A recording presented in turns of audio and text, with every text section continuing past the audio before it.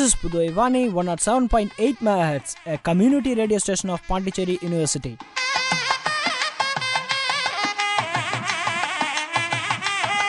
You are going to listen a speech delivered by His Excellency President of India Pranab Mukherjee on the occasion of Pondicherry University 23rd Convocation.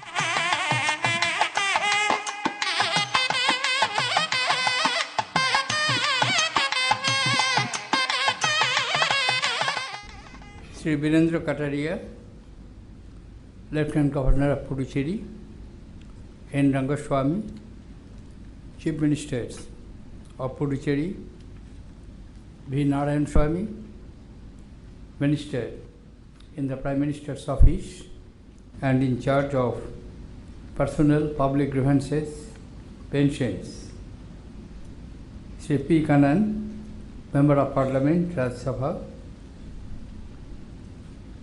Professor Chandra Krishnamurthy, Distinguished Vice Chancellor of this University, Dr. J. Sampath, Registrar, Pondicherry University, distinguished faculty members, staff,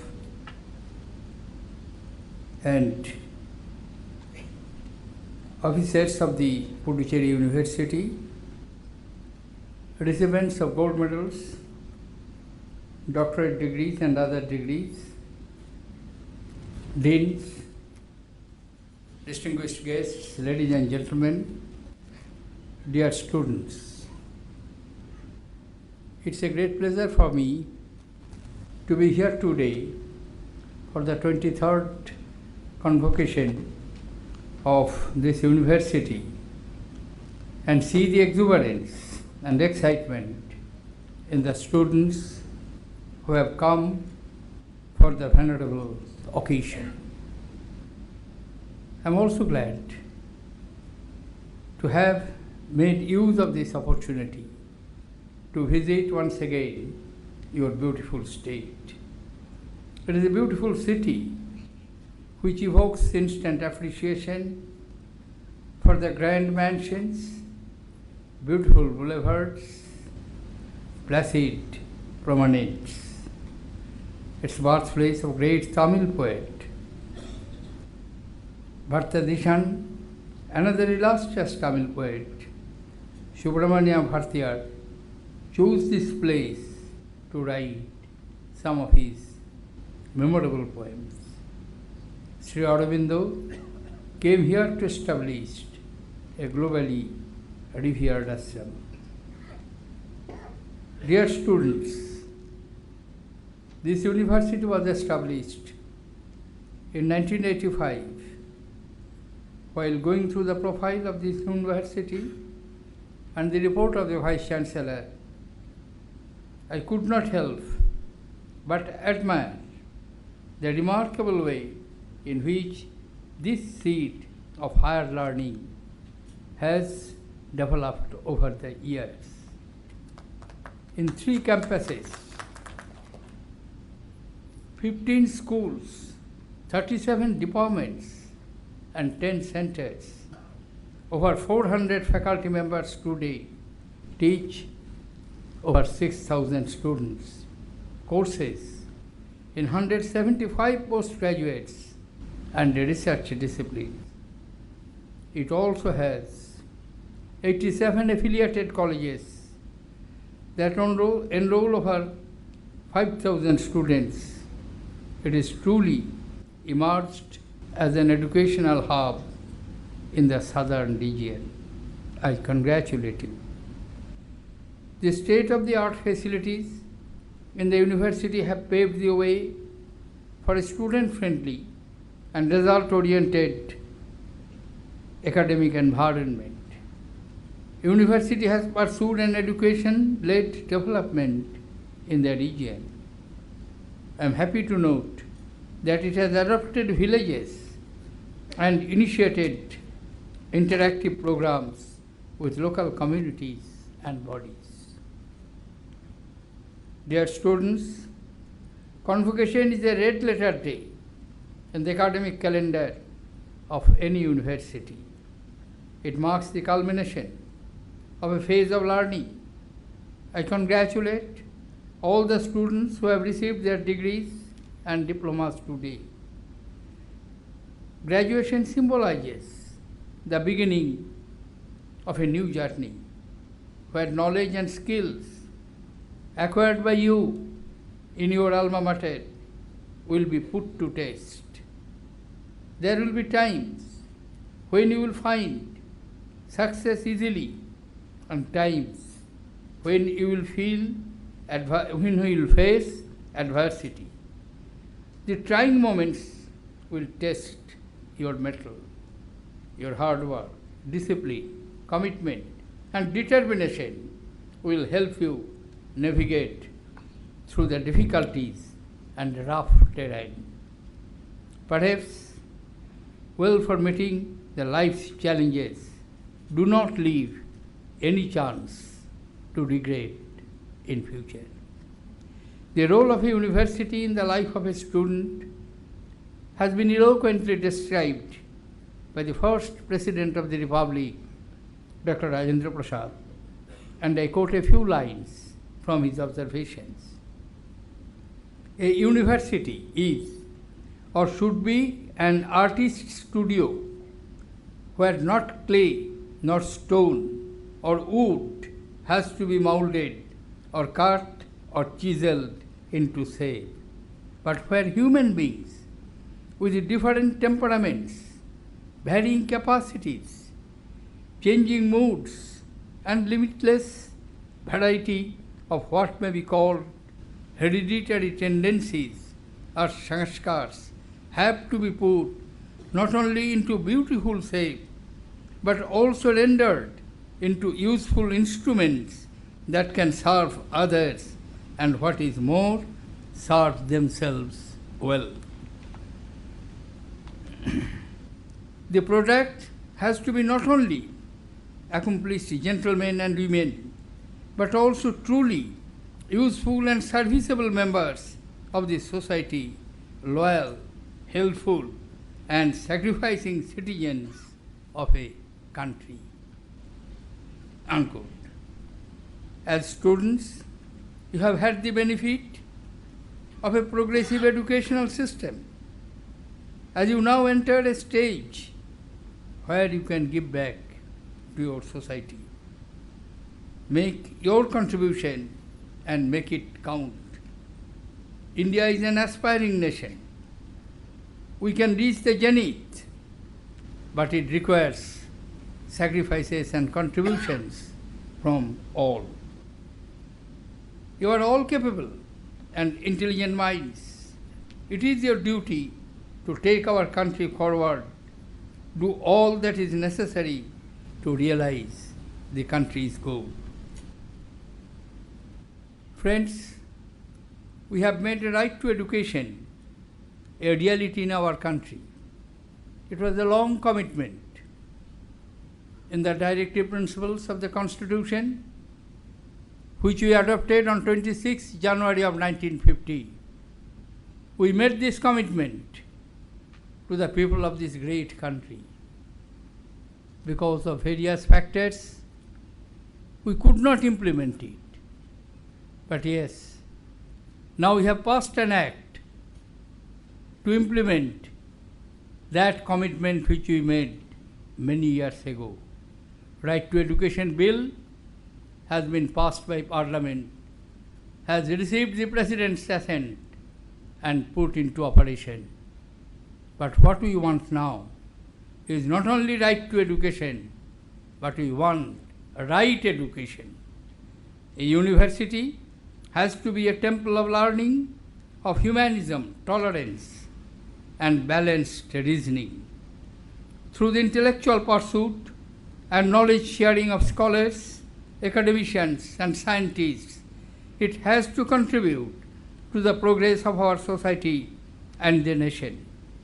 Education has to create responsible, innovative, analytical, and compassionate citizens. It has to respond positively to the changes in society. Every youth aims at becoming intellectually competent and technically skilled, but knowledge generation without value formation counts for little. Education without values is like a flower without fragrance. Education has to impart values to the youth to make them sensitive to fellow human beings. It has to be a process that completes an individual in all respects. I was a teacher before I joined public service, and I know from my own personal experiences what rewarding to a teacher when he finds the gleaming eyes, the receptive minds of the young men and women, eagerly listening to every word of the teacher, and at the end of it, satisfying their queries when they have broad smile on their lips. I don't think any better reward a teacher can expect from anyone in his profession.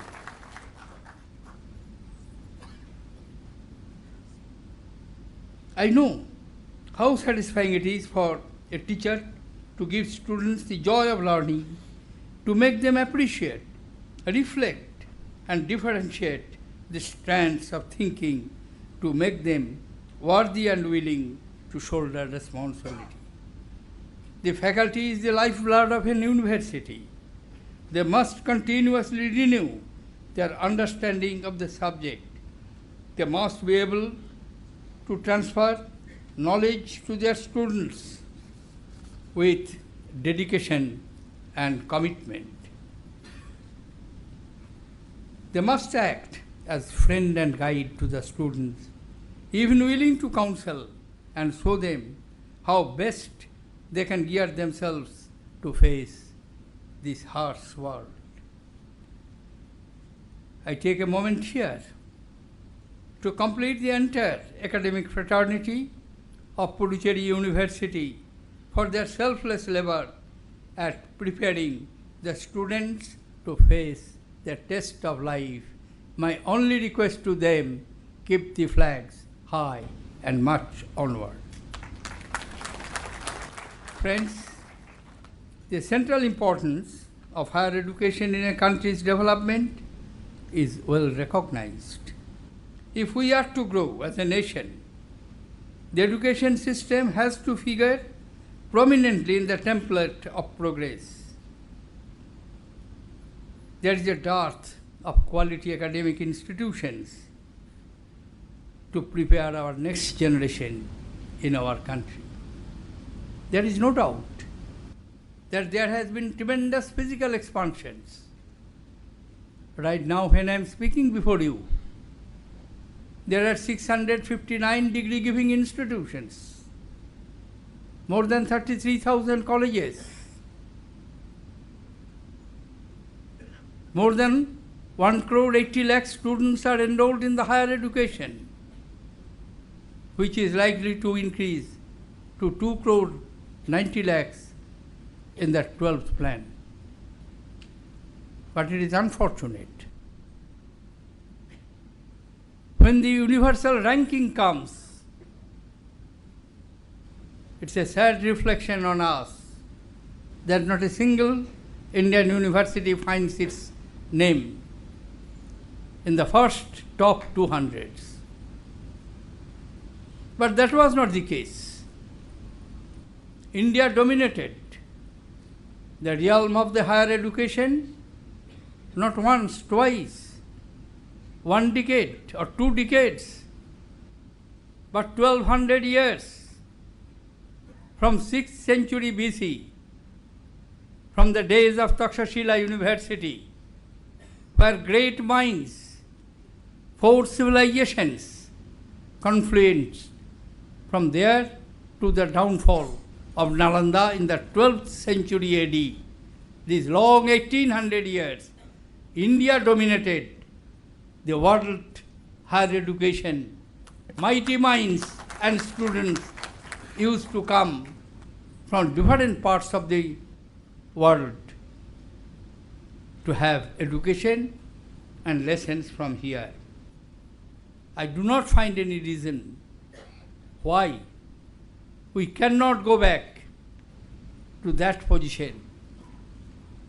We have the talent, we have the capacities, we have the dedicated teachers who can inspire, who can rekindle the interest in the mind of the students. What is required?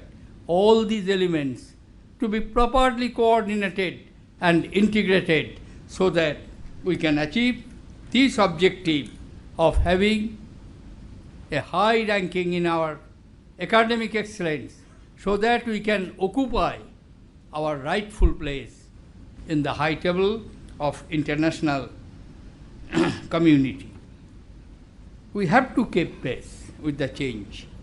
It is gratifying to note that during the 12th plan period, we have focused on both expansion, equity, and I repeat, excellence, governance, funding, and monitoring. These aspects have to be implemented in the right spirit for the higher education sector to see far-reaching changes. The academic curricula has to be updated regularly. The assessment systems has to be made more reliable and objective. Dear students, science and technology have greatly influenced the course of human civilization. It holds the key to future economic growth and social development. Our universities have to create an environment for supportive innovation.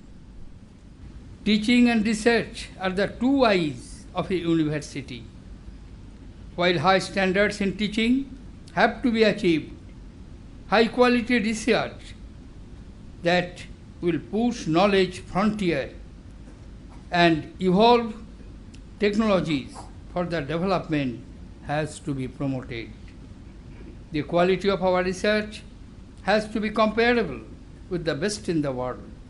Our researchers have to cooperate with one another to find solutions to critical problems. New products have to be designed that are useful to the common man and is affordable to him. Our innovations have to create livelihood and improve the quality of life in rural areas. Local technological needs have to be addressed by our universities by creating research and development centers for such technologies in their campuses.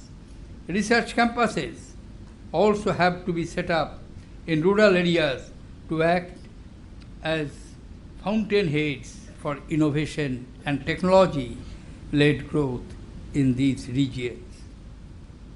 Dear students, in conclusion, I only want to say that you are ready now after years of toiling hard. You have acquired capabilities here which you must generously put to use in the nation-building process. I wish you all a successful career, purposeful life ahead. May all your dreams come true. I also wish the Puducherry University and all those associated with it the very best in the years ahead. Thank you, ladies and gentlemen. Jai Hind.